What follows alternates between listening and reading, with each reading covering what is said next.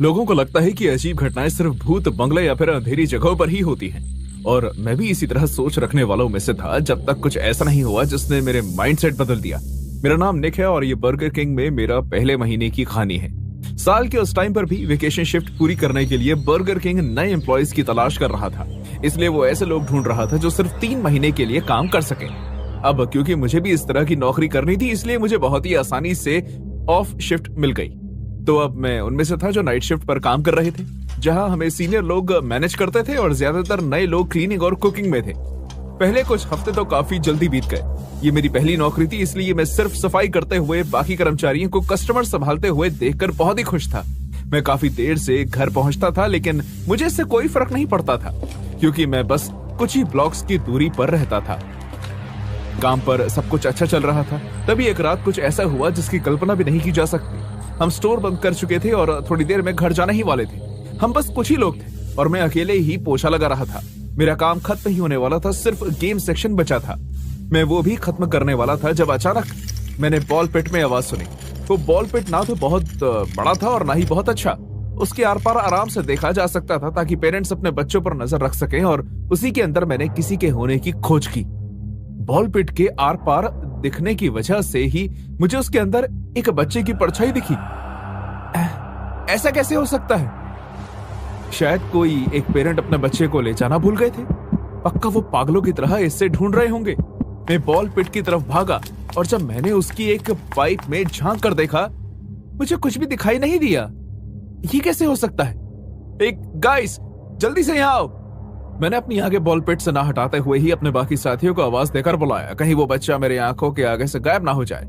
लेकिन अब वो मुझे दिखाई नहीं दे रहा था, पर मुझे यकीन था कि वो यहीं था। ऐसा हो ही नहीं सकता कि वो कहीं चला जाए। मैंने अपने साथियों को सब कुछ बताया और हम सब उस जगह की छानबीन करने लगे, लेकिन हमें कोई नहीं मिला। क्या तुम्हें यकीन नहीं कि तुमने उससे वहां देखा था? हाँ, मैंने ना सिर्फ बॉल पिट में उसकी परछाई देखी थी, बल्कि उसकी आवाज भी सुनी थी। जब तुम उसे ढूंढ रहे थे शायद वो भाग गया हो। वो भागकर जाएगा कहाँ? सभी दरवाजे बंद हैं और मैंने उसे अपनी आंखों से ओझल होते हुए नहीं देखा।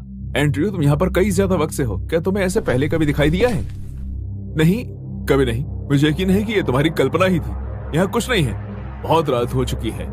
चलो अब ये सब छोड़ देते हैं और घर चलते हैं। और ऐसा कहने के बाद हम सब वहां से निकल गए। सभी लोग मुझ पर हंस रहे थे, मेरा मजाक बना रहे थे कि मैंने कोई भूत देखा है, लेकिन किसी ने भी मेरा विश्वास नहीं किया। मैं उन सबको प्रूव करना चाहता था कि मैंने जो भी देखा वो सच था और मैं ऐसा करने वाला था।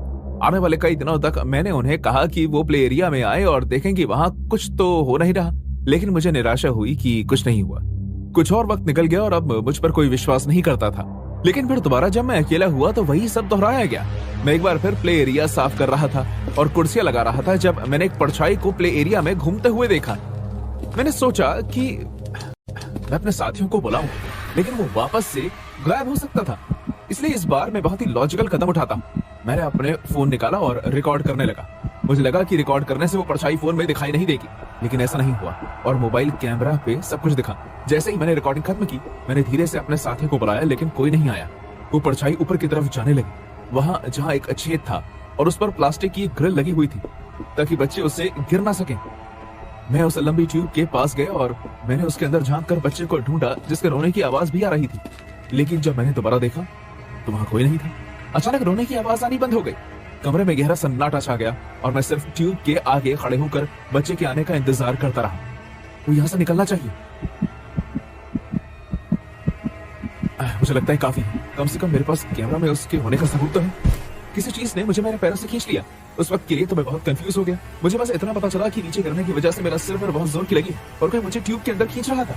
जैसे ही मैंने खुद को रोकने की कोशिश की, मेरी नजर ट्यूब की तरफ गई और पहली बार मैंने उस लड़के को देखा। उसे देखकर ऐसा नहीं लग रहा था कि वो कोई मासूम बच्चा है, बल्कि ऐसा लग रहा था जैसे वो बच्चे के भेष में कोई राक्षस है जो अपने शिकार के लिए निकला है। उसकी त्वचा बहुत सफेद थी और आंखें बहुत बड़ी और काली।